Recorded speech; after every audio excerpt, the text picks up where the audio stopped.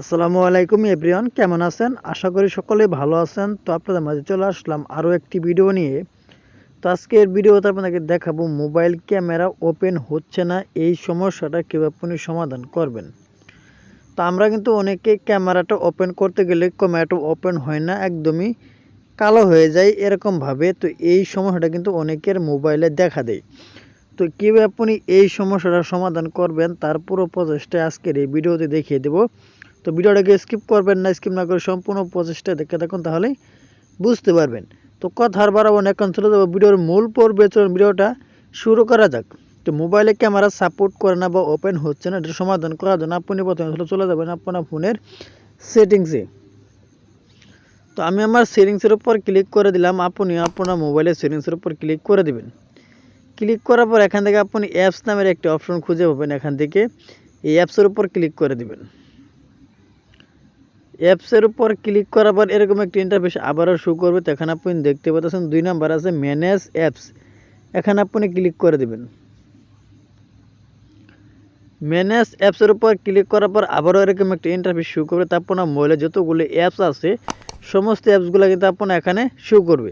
তো এখান থেকে আপনি ক্যামেরার যে অপশনটা আছে এটা আপনি খুঁজে বের করে নেবেন। তো আমার কিন্তু উপরে কিন্তু ক্যামেরা অপশনটা কিন্তু শো করতেছে, তো আমি এখানে ক্লিক করে দেবো। তো এখানে ক্লিক করার পর আপনাদেরকে একটি কথা বলে নিই, এখানে কিন্তু স্টোরি ফুল হওয়ার কারণে কিন্তু আপনার মোবাইলের সামনে পিছনে কোনো ক্যামেরা কিন্তু ওপেন হয় না। অর্থাৎ আমরা কিন্তু এই ক্যামেরা ব্যবহার করতে করতে আমাদের স্টোরিটা একদম ফুল হয়ে যায়।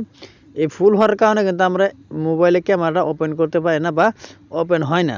তো এটাকে আপনি স্টোরি খালি করার জন্য আপনি উপরে দেখতে পাচ্ছেন স্টোরিজ, এখানে ক্লিক করে দিবেন। এখানে ক্লিক করার পর এরকম একটি ইন্টারফেস শো করে দেখেন, আপনি দেখেন অনেকগুলো স্টোরি কিন্তু এখানে খায়া নিচে জায়গা, এখানে ডিলিট করতে হবে। তো এখানে ক্লিয়ার ডাটা এখানে ক্লিক করে দিবেন। আবারও পুনরায় ক্লিয়ার অল ডাটা এখানে ক্লিক করে পুনরায় ওকেতে ক্লিক করে দিবেন।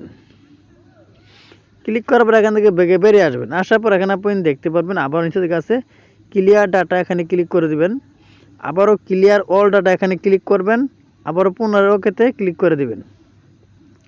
ক্লিক করার পর এখানে আপনি দেখতে পাবেন আরেকটি অপশন আছে অ্যাপস পারমিশন নামের একটি অপশন, এখানটা আপনি ক্লিক করে দিবেন।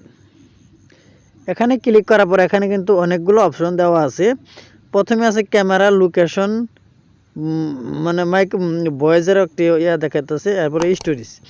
এগুলো যদি আপনার অ্যালাউ দেওয়া না থাকে, যেরকম যদি অ্যালাউ দেওয়া থাকে নিচের দিকে, তো সবগুলো আপনি এরকমভাবে অ্যালাউ করে দিবেন। এখানে যে কয়টা থাকবে, আমার কিন্তু এখানে 4টে আছে, আপনার ক্ষেত্রে বেশিও থাকতে পারে বা এরকমভাবে 4টাও থাকতে পারে। তা আপনার যেটাই থাকুক তারপরে সবগুলো অ্যালাউ করে দিবেন। অ্যালাউ করার পর এখান থেকে আপনি সোজা বেগে বেরিয়ে আসবেন, এখানে আর কোনো কাজ নেই। এখান থেকে বেগে বেরিয়ে আসার পরে একদম মোবাইলটা বন্ধ করে পুনরায় আবার চালু করবেন।